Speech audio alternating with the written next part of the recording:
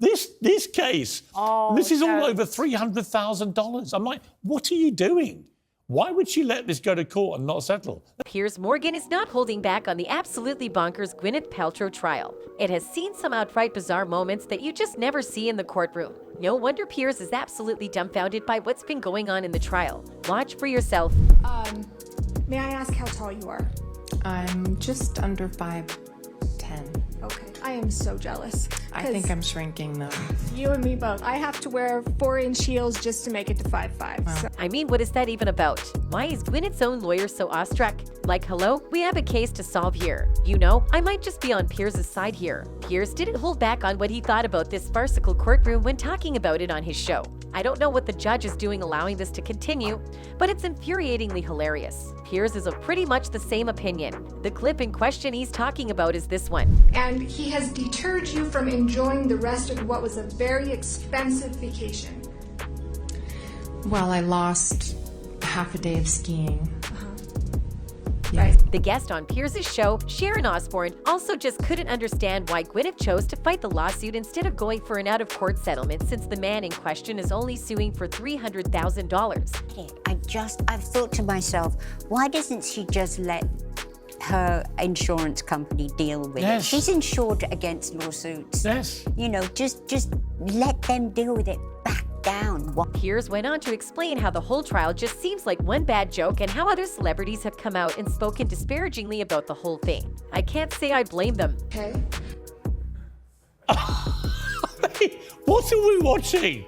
Why is she letting this? I've met Gwyneth a couple of times. I actually like her personally, but a lot of people have come out and spoke quite disparagingly about it. But you might be wondering, just why is Gwyneth Paltrow fighting a lawsuit all of a sudden? Well, it's been a wild week for the actress as she's found herself in court over allegations that she crashed into retired optometrist Terry Sanderson on a ski slope in Park City, Utah back in 2016. Sanderson, who is now 76 years old, claims that Paltrow's actions resulted in broken ribs and permanent brain damage. However, Paltrow is singing a different tune. She claims that it was actually Sanderson who crashed into her and has even filed a counterclaim for just $1 in damages and attorney's fees. To make things even more interesting, Sanderson initially sued for a whopping $3 million, but has now lowered his request to $300,000. Paltrow's lawyers have been doing their best to defend her, but some people on social media are calling them out for their goofy antics. During one particularly memorable moment in court, Paltrow's lawyer Stephen Owens waved around a dollar bill to emphasize the fact that they were only countersuing for $1. Owens even went as far as to claim that the crash had ruined Paltrow's family skiing trip.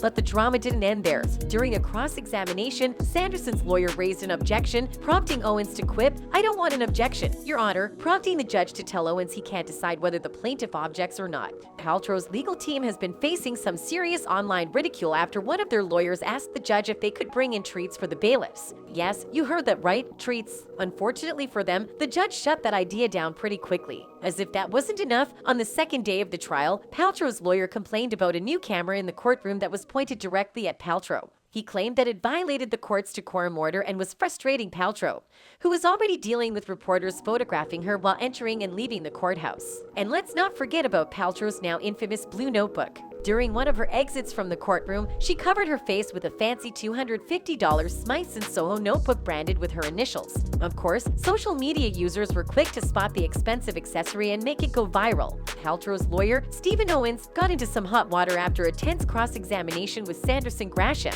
the daughter of the man Paltrow allegedly crashed into on the ski slope. Owens asked some pretty pointed questions about an alleged incident in which Sanderson punched a man he thought his ex-wife was having an affair with, and whether he was verbally abusive to his ex-wife and his other daughter, Jenny. After the exchange, Owens even apologized for being an ass yikes. But it wasn't all tension and drama in the courtroom. Paltrow and Sanderson's attorney, Kristen Van Orman, had some pretty hilarious banter during a cross-examination.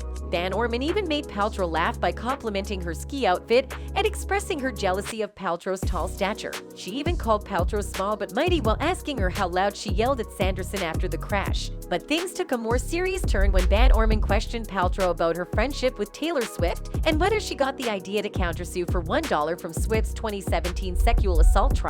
Paltrow denied being good friends with Swift, although she admitted to taking her kids to her concert.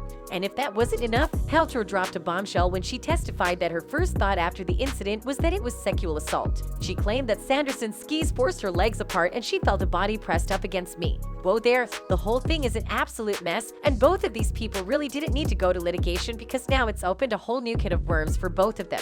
That being said, it is providing a lot of quality moments for us, and we will be here to cover all of them on this channel. Thanks for watching. Goodbye.